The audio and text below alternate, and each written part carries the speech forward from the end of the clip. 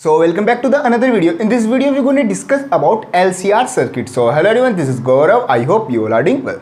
So हम अपनी last video में देख लेते हैं कि जो L सर्किट होता है, जो R वाला सर्किट होता है और जो C वाला सर्किट होता है, मीन्स वो इंडिविजुअली किस तरीके से वर्क करते हैं, वहाँ पर I की वैल्यू कितनी होती है, वोल्टेज की वैल्यू कितनी होती है और ग्राफ किस तरीके से आता है। पहले हमने वो देख लिया था, फिर हमने देखा कि जो इन दोनों के कॉम्बिनेशन होते हैं LC का फिर RL का, और इन दोनों के क्या है कॉम्बिनेशन किस तरीके से होते हैं वो भी हमने सब कर लिया। अब हम जो इस टॉपिक का जो लास्ट कॉम्बिनेशन है हमारा LCR, मीन्स जो हमारा L है इंडक्टर है, कैपेसिटर है और जो हमारा रेजिस्टर है, इन तीनों को क्या हम सीरीज में एक ही सर्किट में लगाने वाले, और वहां पर हम देखेंगे जो हमारी करंट है और जो हमारा ग्राफ है, जो भी सारी हमारी प्रॉपर्टीज थी वो किस तरीके से हमारी क्या क्या वैल्यू आती है। तो इस जो डेरिवेशन है इस तरीके से हम इसमें ये करने वाले हैं। देखो यहाँ पर हमारे पास सबसे पहले एक सर्किट आता है। सर्किट में क्या है, हमने यहाँ पर एक AC का सोर्स लगाया हुआ है और यहाँ पर हमारा क्या है, सबसे पहले एक इंडक्टर लगा हुआ है, फिर हमारा कैपेसिटर लगा हुआ है और फिर हमारा क्या एक रेजिस्टर लगा हुआ है। मीन्स हमारी क्या है इसमें तीनों चीजें लगी हुई हैं लाइन वाइज, इन सीरीज में हमारी लगी हुई हैं। अब हम देखेंगे कि जब तीनों हम सीरीज में लगाएंगे वहां पर हमारी करंट की वैल्यू कितनी होगी,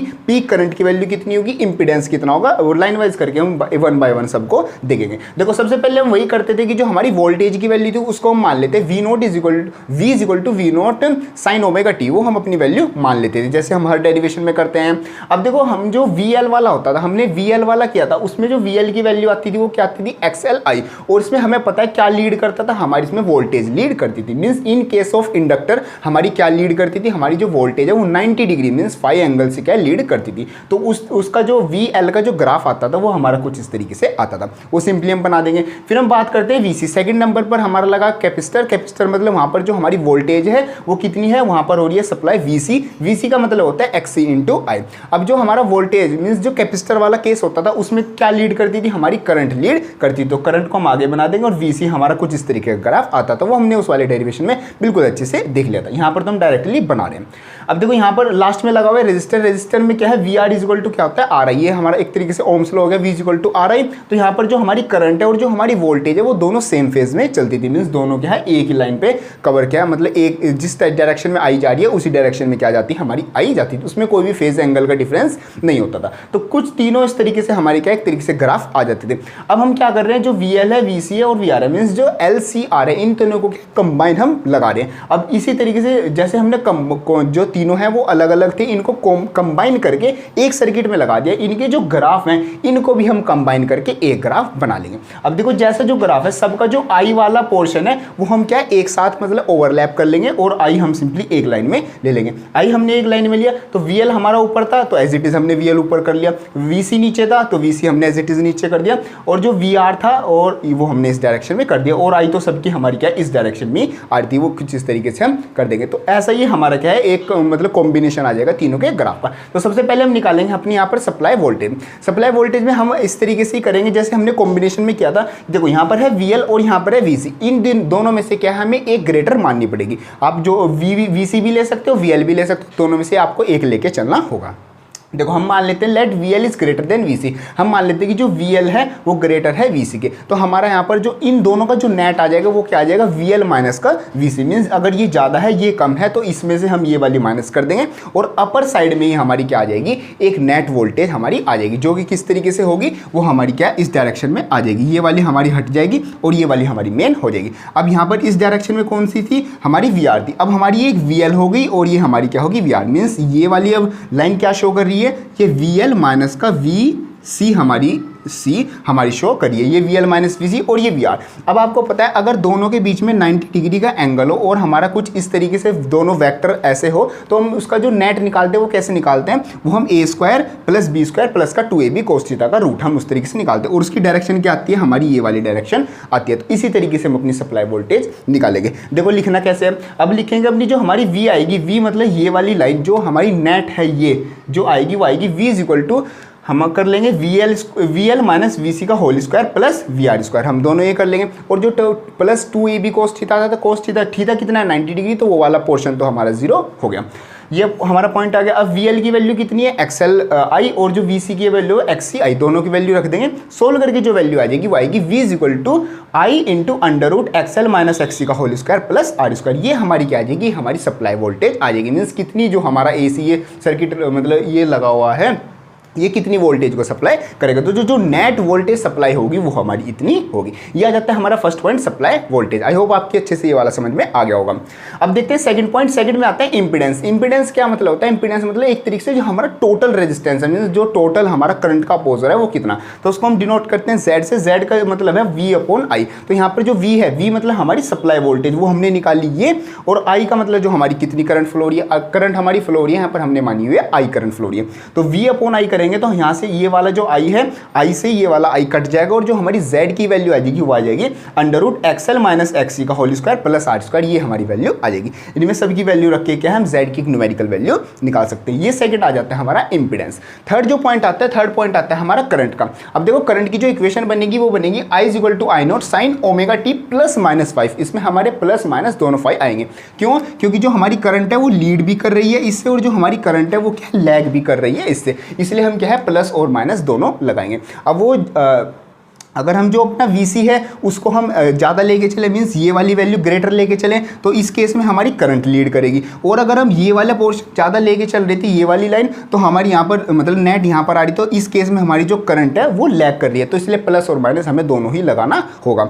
अब डिपेंड करेगा कि हम VL ज़्यादा मान रहे हैं तो हमारी क्या आ जाएगी, हमारा आ जाएगा करंट लैग करेगी, और अगर ये VC वाली लाइन क्या है ज़्यादा मान लेंगे तो हमारी करंट क्या करेगी, वो लीड करेगी, वहाँ पर प्लस आ जाएगा, और अगर इस वाले केस में माइनस आ जाएगा। हम दोनों लगा देंगे, और tan phi मीन्स फाई की जो फेस वैल्यू की जो फेस एंगल की वैल्यू आएगी वो आएगी, जैसे ये वाला जो ट्रायंगल बनेगा इसको ऐसे ज्वाइन कर लेंगे, तो इस ट्रायंगल में हम अपना tan थीटा लगाएंगे। tan थीटा हमें पता है P/B हमारा होता है, ये होगा VL माइनस का VC/VR। ये हम वैल्यू सिंपली यहाँ से निकाल लेंगे, तो हमारा आ जाएगा VL की जगह जो वैल्यू थी सब रखेंगे, तो XL माइनस का XC/R। ये हमारी क्या आ जाएगी, फाई की वैल्यू आ जाएगी, मीन्स हमारा जो फेज एंगल है उसकी वैल्यू आ जाएगी। अब देखो नेक्स्ट हमारे यहाँ पर कुछ स्पेशल केस आते हैं हमारे इस I करंट से रिलेटेड, मीन्स ये जो प्लस माइनस को डीपली समझने के लिए स्पेशल केस की हेल्प से हम समझ लेते हैं। देखो सबसे पहले अगर हमारा जो XL है वो XC के इक्वल हो, मीन्स जो ये वाली लाइन है XL, इसको सबको रफ कर देते हैं, थोड़ा और क्लियर हो जाएगा। देखो ये हमारी जो लाइन है XL, मीन्स ये वाली और ये वाली जो लाइन है XL और XC क्या है, दोनों आपस में इक्वल हो जाए, मीन्स जो ये XL था और ये XC था, दोनों अगर आपस में इक्वल होंगे तो हमारा वहाँ पर जो फेस एंगल होगा वो कितना होगा, वो हमारा 0 हो जाएगा, मीन्स हमारा सिर्फ वहाँ पर क्या वर्क करेगा, ये R वाली वैल्यू वर्क करेगी।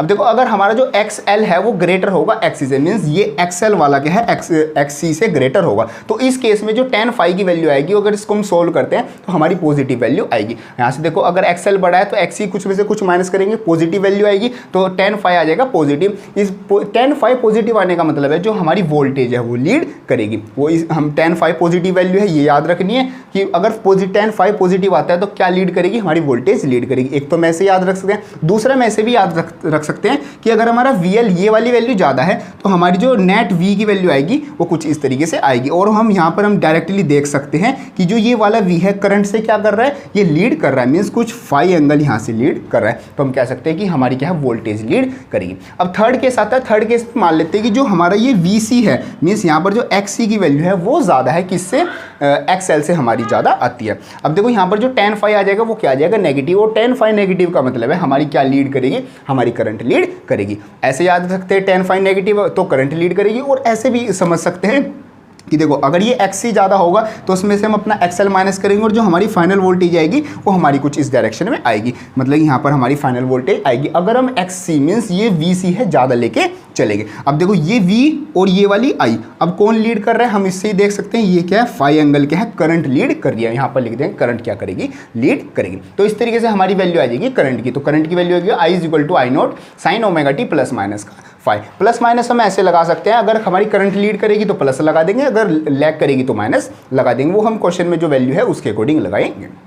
देखो फोर्थ आता है हमारा पीक करंट। पीक करंट का मतलब होता है जो हमारा मैक्सिमम वैल्यू है करंट की, जो ये I0 होता है, इसका मतलब होता है पीक करंट। इसकी वैल्यू निकाल लेंगे, I0 = V0 अपॉन क्या होता है, Z होता है। I0 की value sorry V0 upon Z, V0 की वैल्यू हमने अभी निकाल ली, V0 की वैल्यू क्या हो जाएगी, एज इट इज V0 ही रख के चलेंगे, और Z की वैल्यू हमने ये निकाल ली थी, Z की वैल्यू हम ये वाली रख देंगे, तो हमारी वैल्यू आ जाएगी V0 अपॉन √XL - XC का होल स्क्वायर प्लस R²। ये हमारी किसकी वैल्यू आ जाएगी, ये पीक करंट की वैल्यू आ जाएगी। ये सब आता है हमारा means related related to LCR circuit. अब लास्टली आता है हमारा ग्राफ। ग्राफ देखो हमारा ग्राफ किसके बीच में आएगा, जेड एंड ओमेगा, जेड और ओमेगा के बीच में हम क्या ग्राफ क्या प्लॉट करते हैं। देखो जेड की वैल्यू कितनी थी, जेड की वैल्यू हमने देखी थी, जो जेड की वैल्यू आई थी Z is equal to XL minus का एक्ससी का whole square plus R square, ये हमारी वैल्यू आई थी। अब हमें पता है जो एक्सएल होता है वो किसके इक्वल होता है, XL is equal to omega L के इक्वल होता है, और जो एक्ससी होता है वो 1/ओमेगा सी के इक्वल होता है। इन दोनों की वैल्यू क्या है हम यहाँ पर रख देंगे, तो हमारी जो जेड की वैल्यू आ जाएगी वो आ जाएगी Z is equal to omega L minus का 1/ओमेगा सी का whole square plus R square, ये हमारी वैल्यू आ जाएगी। ये सब हमारा क्या है, रूट के अंदर ही आता है। देखो यहाँ पर हम किस चीज़ के बीच में ग्राफ प्लॉट कर रहे हैं, जेड और ओमेगा के बीच में हम ग्राफ क्या है प्लॉट कर रहे हैं। देखो यहाँ से हम देख सकते हैं कि जेड क्या एक तरीके से डायरेक्टली प्रोपोर्शनल भी आ रहा है और जेड क्या है ओमेगा की इनवर्सली प्रोपोर्शनल भी आ रहा है। अगर इसको हम सोल्व करते हैं तो हमारा जो ग्राफ आएगा वो हमारा कुछ इस तरीके से आएगा। मीन्स यहाँ पर ग्राफ जेड और ओमेगा के बीच में आ रहा है।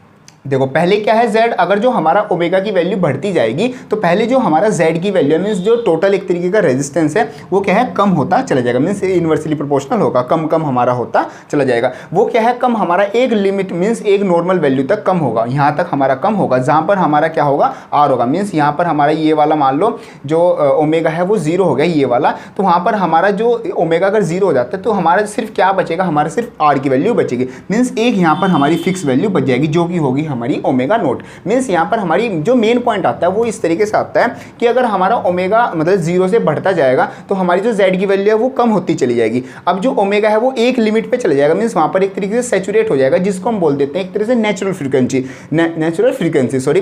तो नेचुरल फ्रीक्वेंसी के पास पहुंचने के बाद अगर जो ओमेगा है वो और बढ़ेगा तो वहाँ पर जो हमारी जेड की वैल्यू है साथ ही साथ वो भी बढ़ती चली जाएगी। मीन्स वो जैसे कम हो रही थी वो और ज़्यादा कम नहीं होगी। एक नेचुरल फ्रीक्वेंसी के होने के बाद जो जेड की वैल्यू है वो क्या है मतलब उल्टी मतलब रेसिप्रोकल हो जाएगी। मीन्स पहले जैसे कम हो रही थी तो वो क्या बढ़नी स्टार्ट हो जाएगी। तो इस तरीके से हमारा ग्राफ आता है बिटवीन जेड एंड ओमेगा। तो पहले क्या होगा हमारा कम होगा, एक नेचुरल फ्रीक्वेंसी तक कम होगा जेड की वैल्यू, और फिर क्या है हमारी जो जेड की वैल्यू वो ऑटोमेटिकली बढ़ने लग जाएगी अगर हम अपना ओमेगा बढ़ाएंगे। तो इस तरीके से हमारा ग्राफ आता है, graph between Z and omega. तो ये आ जाता है हमारा LCR सर्किट। LCR सर्किट में सारे पॉइंट्स आ जाते हैं, हमारी supply voltage, impedance, current, peak current और हमारा जो मेल आता है हमारा ग्राफ, ये सब हमारे पॉइंट सिंपली आ जाते हैं। आई होप आपके अच्छे से समझ में आ गया होगा। सिंपल सा डेरिवेशन और हाँ एग्जामिनेशन के लिए भी बहुत ज्यादा इंपॉर्टेंट आ जाता है। वीडियो हेल्पफुल लगे तो उसको लाइक जरूर करना और जाते वक्त चैनल को सब्सक्राइब जरूर कर देना। मिलते हैं अपनी नेक्स्ट वीडियो, तब तक के लिए थैंक यू।